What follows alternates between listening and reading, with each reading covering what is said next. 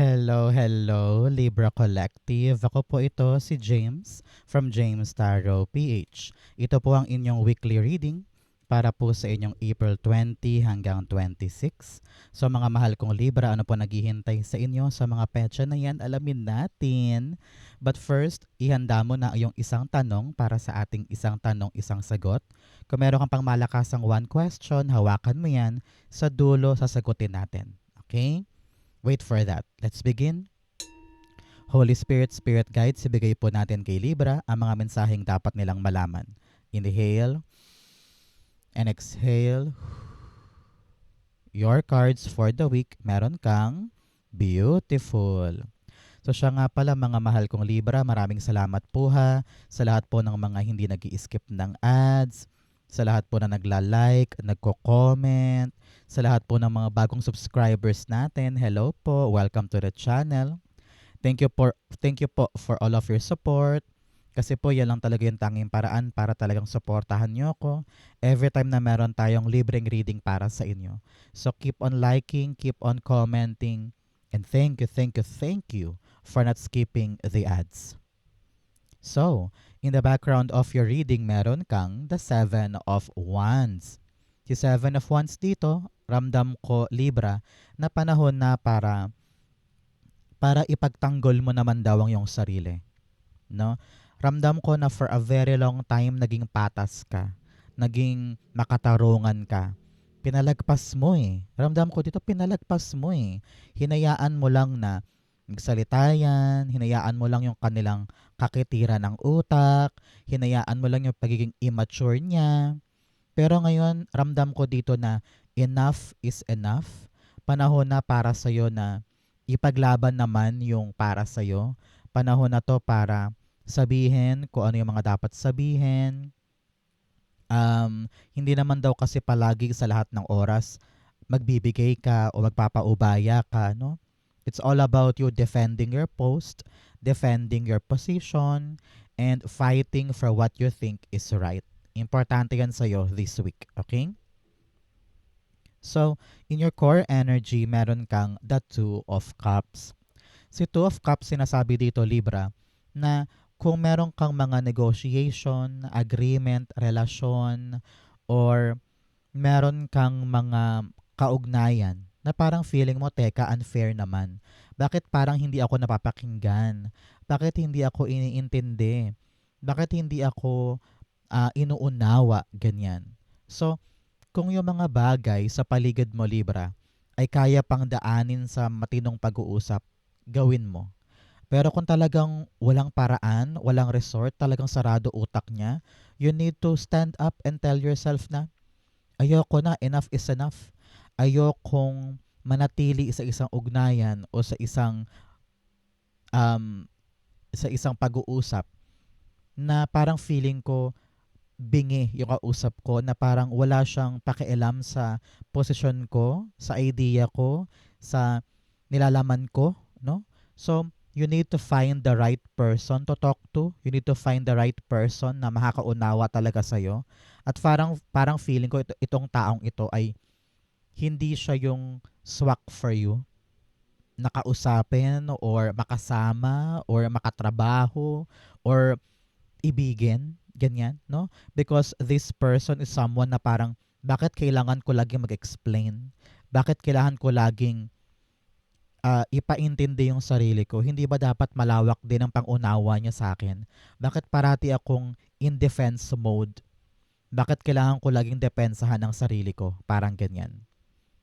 Two of Cups, the Two of Pentacles. Two is all about alignment, no? Sabi dito, panahon na para mag-align ka sa higher purpose mo. And pinapayuhan ka dito, Libra, to make a choice. Timbangin mo daw eh. Timbangin mo kung sino sa buhay mo yung talagang nakakaunawa sa hindi. Timbangin mo kung sino talaga yung mga taong hindi ako huhusgahan but at the same time will support me and understand me no matter what. Parang piliin mo yung mga taong hindi ko kailangan ipaglaban ng sarili ko or ipagsiksikan ng sarili ko to be accepted. Parang you don't want to be tolerated but you want to actually be accepted for who you are. And kung itong taong ito ay hindi kayang ibigay yon, you need to decide and find someone or go somewhere kung saan nandoon yung mga taong para sa'yo. Okay? Importante yan for you this time. So, mga Libra, ano ba yung mga nais mong ma-receive this week? Okay? Ano ba yung mga pinakamimithi natin na gusto mo mag-arrive sa buhay mo ngayong linggong ito? Isulat mo yan sa ating comment section. Darating yan for you. Promise. Okay? Right na po, sulat na. It will arrive. In the area of what you need to focus on, meron kang the 9 of Swords. Sabi dito, yung mga bagay na dapat mo nang i-let go mo. Kasi minsan hindi ka na makatulog. Kapag meron kang dapat asikasuhin, lumilipad ang isip mo, sobrang bothered ka na, sobra-sobra na yung stress tungkol sa taong yan, tungkol sa bagay na yan. Naramdaman ko rin dito na parang inakusahan ka ba niya or may sinabi siyang tungkol sa'yo na hindi naman totoo at parang sobrang sakit sa ulo kasi bakit ganun? Anong ginawa ko? Ano bang mali ko? Bakit ganito yung turing nila sa akin or ganito yung nangyari sa ugnayan na ito? Pero pinapayuhan ka na itulog mo yan muna ngayon. After watching this video, kung ano man yung problema mo sa katrabaho, sa kaibigan, sa magulang, sa anak, o sa partner mo, itulog mo muna yan. Kasi walang mangyayari kung iisip ka ng iisip ng dahilan at solusyon kung wala pa naman talaga. No? Minsan, pinapayuhan ka na hayaan mo munang umandar lahat, hayaan mo munang maganap yung dapat maganap. Wag mo munang kontrolin, wag mo munang aksyonan, and let time pass by. Kasi pag ganun daw, mas huhupa ang sitwasyon, mas liliwanag sa'yo yung dapat gawin, walang pressure, diba? And you will see the right way para solusyonan ito. Pero pag ganyan na masyadong mataas pa yung emosyon, huwag ka munang mag-decide. I-let go mo muna, matulog ka muna, magpahinga ka muna para pagising mo or for the next 2 weeks, maisip mo na kung ano yung tamang aksyon. Okay?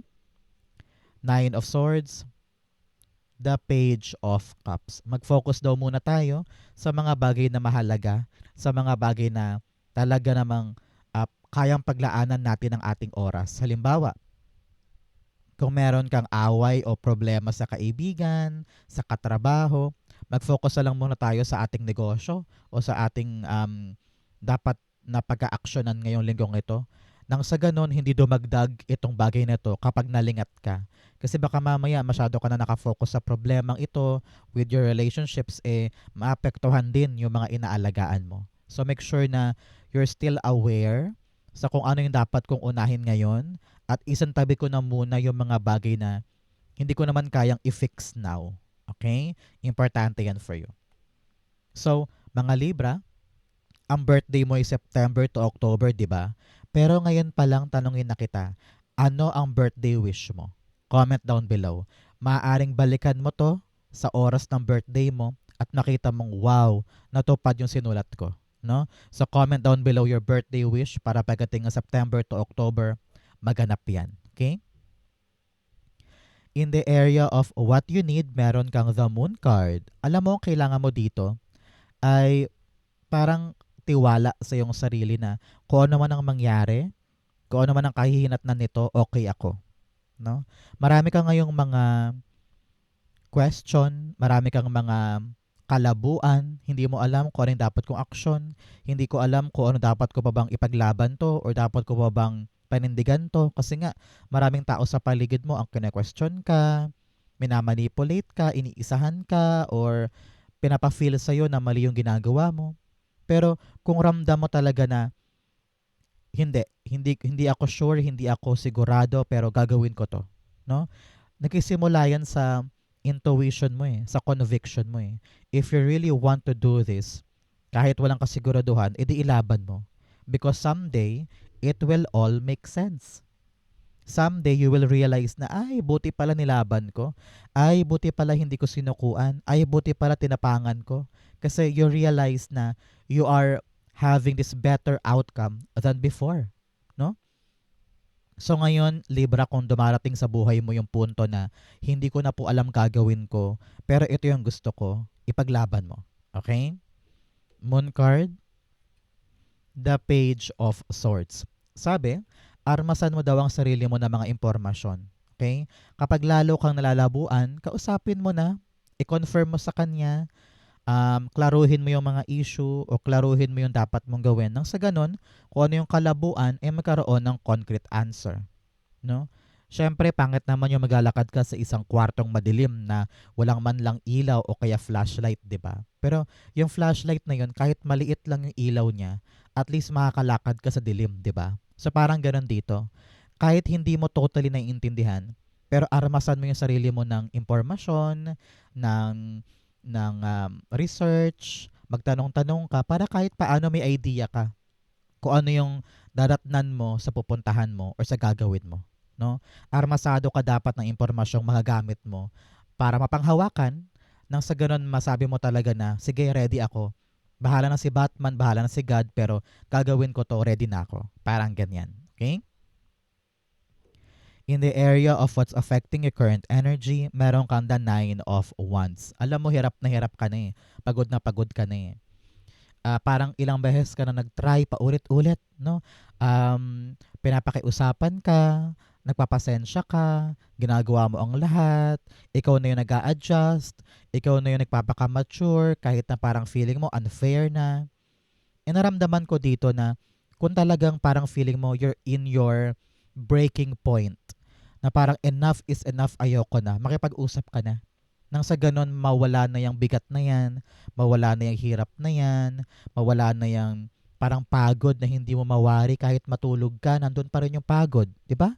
Marami sa atin ganyan, na kahit matulog na, pagising pa rin, nandun pa rin yung pagod. It's because nasa damdamin kasi yung bigat at wala sa physical strength. No? So sabi dito, kausapin mo na ng masinsinan. Nang sa ganun, lahat ng bigat mo, lahat ng sakit na yan or pagkapagod na yan, maunawaan or ma-address man lang. Pero kung walang patutunguhan na outcome itong pag-uusap na ito, ramdam ko dito na panahon na for you to move on. No? Kung walang magandang ending yung pag-uusap. Okay? 9 of Wands, meron ka palang dalawang 9 dito telling you that you are being asked by your angel guide Libra na mag-release, no? Pakawalan mo na daw yung mga bagay na dapat pakawalan. Kasi masyado nang masakit, masyado nang mabigat. So, release yung bigat, energy, takot, galit, puot, pati rin yung mga tampo, pati rin yung mga hinanakit. Okay? 9 of Wands, the Sun card. Yes, panahon na para lumaya ka dyan, Libra. Laya ka na. Parang naramdaman ko dito na hindi worth it. Hindi worth it manatili sa isang tao, sa isang relasyon, sa isang lugar, sa isang pagkakataon na kailangan mo pang idepensa ang sarili mo para lang maintindihan ka.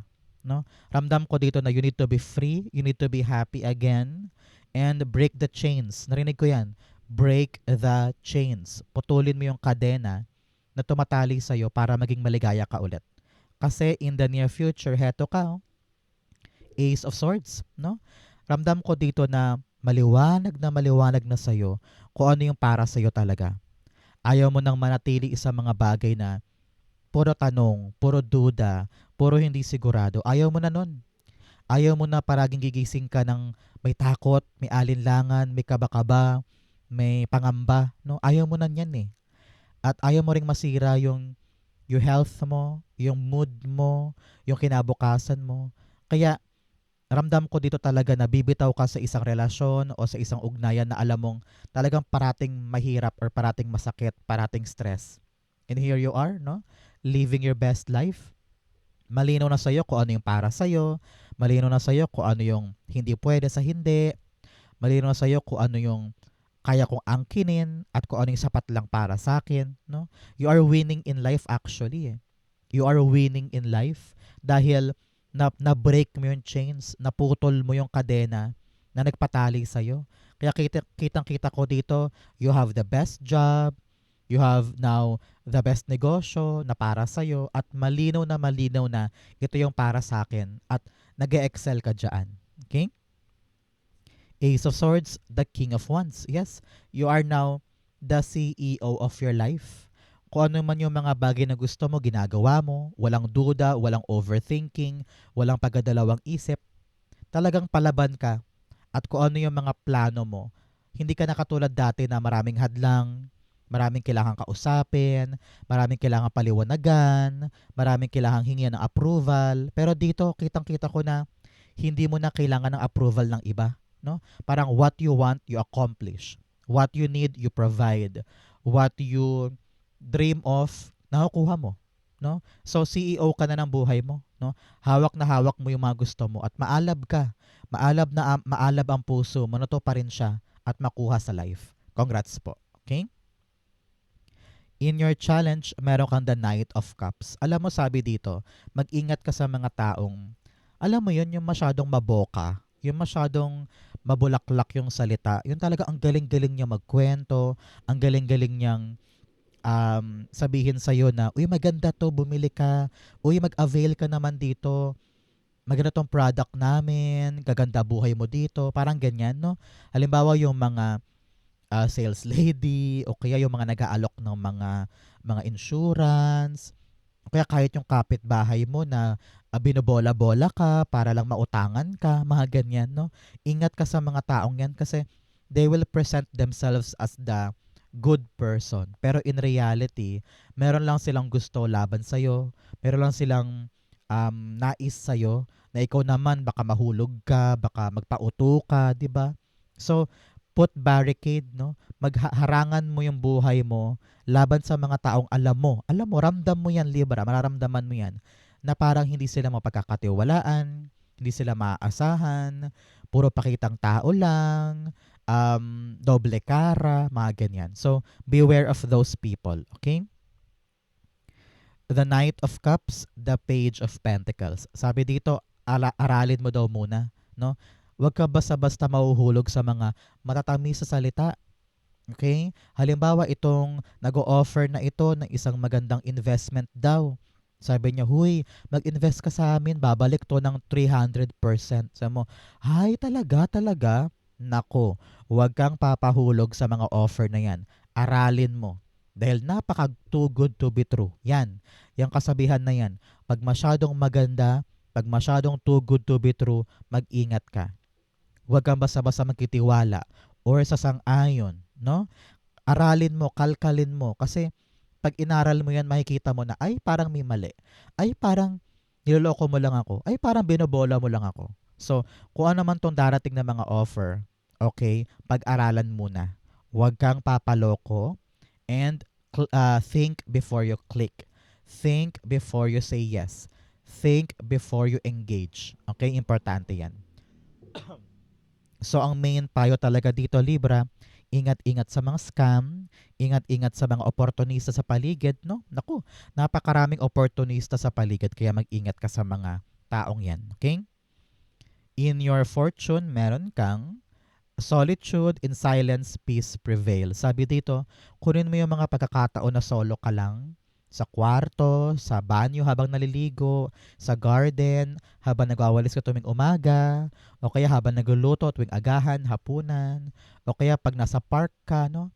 Those moment alone, nako, malaking tulong yan para makapag-isip, para luminaw yung iyong strategy, para makaisip ka ng tamang diskarte. Diyan liliwanag ang isip mo, kaya kunin mo yung mga pagkakataon na solo ka lang, okay? In your fortune, ito yung maganda, talaga namang totally nakapag-move on ka na wala sa mga bagay na wala mo yung nakalipas na. Okay? Narinig ko dito, Libra, na may darating na bago kaya huwag ka nang malungkot, huwag ka nang malugmok dyan. Alam ko na medyo minsan depressing o kaya talaga namang makadurog puso na yung mga bagay in the past na akala ko mag-last forever pero hindi pala. Akala ko nandyan sila palagi pero hindi pala, no? So, wag mo nang panghinayangan pa yon. Siguro isipin mo na lang na siguro sabi ni God, hindi yun para sa akin. Kasi kung pinatagal ko pa sa buhay ko yon, baka mahirapan lang ako, baka masaktan lang ako, no? So, you need to let go of something that you know by now ay hindi na para sa'yo. At huwag kang mag-alala, darating na yung mga bago na magpapa-excite sa'yo. Maaring new job, new sideline, new money, or new love life, or new group of friends, no? So, huwag mong isara ang buhay mo. Hindi pa yan ending. May darating pang mga bago. Okay? Five of Cups, the Ten of Swords. Yes? Pagkagaling mo sa kalbaryo, pagkagaling mo sa pagbagsak, pagkalugmok, kung naolats ka, no? Sabi dito, may chance pa.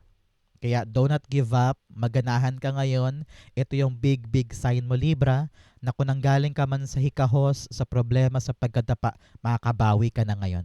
May darating na magpapagana sa'yo para lumaban ulit at itry ulit yung buhay. Congrats po. Okay? In your divine messages, meron kang your hard work is paying off.